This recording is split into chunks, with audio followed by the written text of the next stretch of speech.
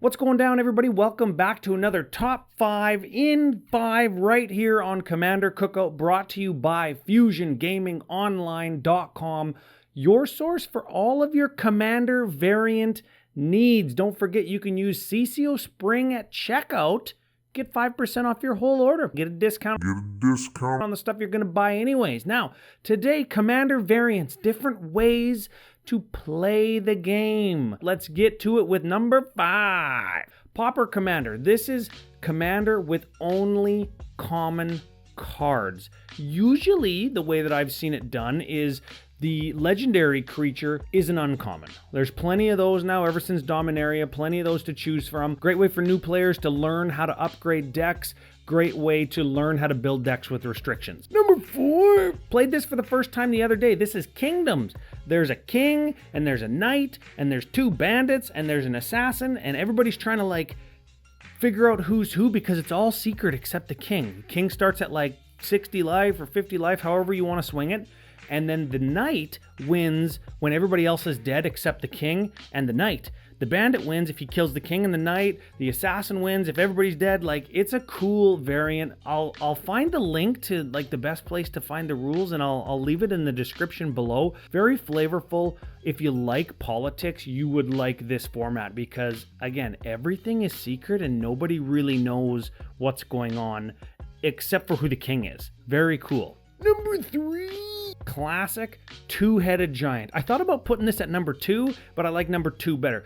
Two-Headed Giant is you start at a little bit more life, you and a partner, and you play against another, them and a partner. And you're essentially 1 life total with 2 heads. Different decks, those represent your different heads. You are a Two-Headed Giant, and you go off against the other partner pair. I think it's a lot of fun because you share 1 life total, you make decisions a little bit differently. This is great for somebody who's maybe attending their first FNM or their first big event, like a parent and a kid, or if there's an experienced player and maybe their partner coming to their first event, they might be a little bit intimidated or shy or whatever because they've only played on the kitchen table.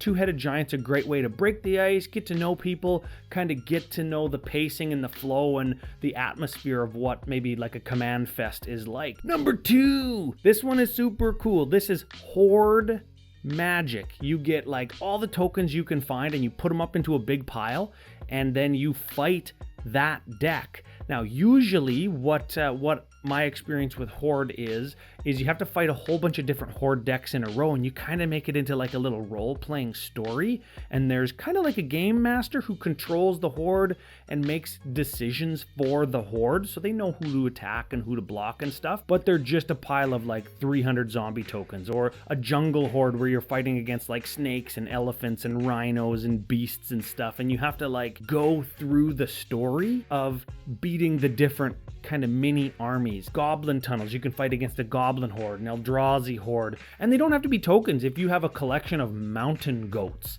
Mountain Goat having Mountain Walk would be really good against mono red decks, and then the other players in the party would have to protect the player who's playing red because the Mountain Goats can always get through to kill them. You can add power-up cards to the Horde, all kinds of great stuff. And the final way that I like to play Commander that's different than playing Commander is with Plane Chase. I think that's just the best. But we don't do it on Commander Cookout, we don't do it the way that lots of other people do it.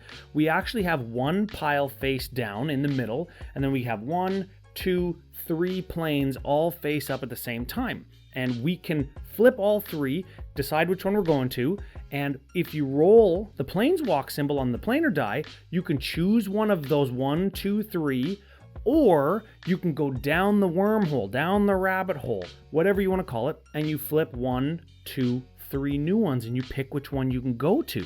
The thing is, once you go down the hole, you can't come back up, so you can't go to any of the ones that you've previously been to.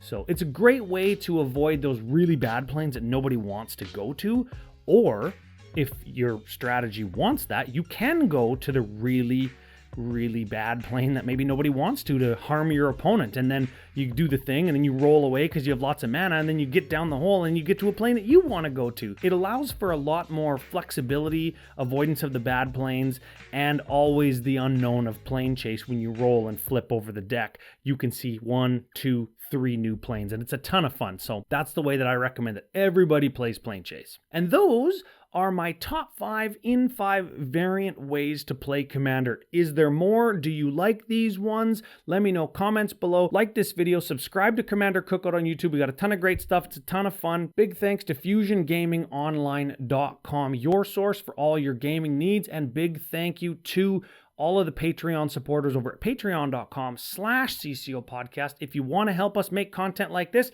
if you want to get the fly out of the room that's in here, I'm going crazy. Find the link, find a reward tier, become a patron, join the nation, join the hunt.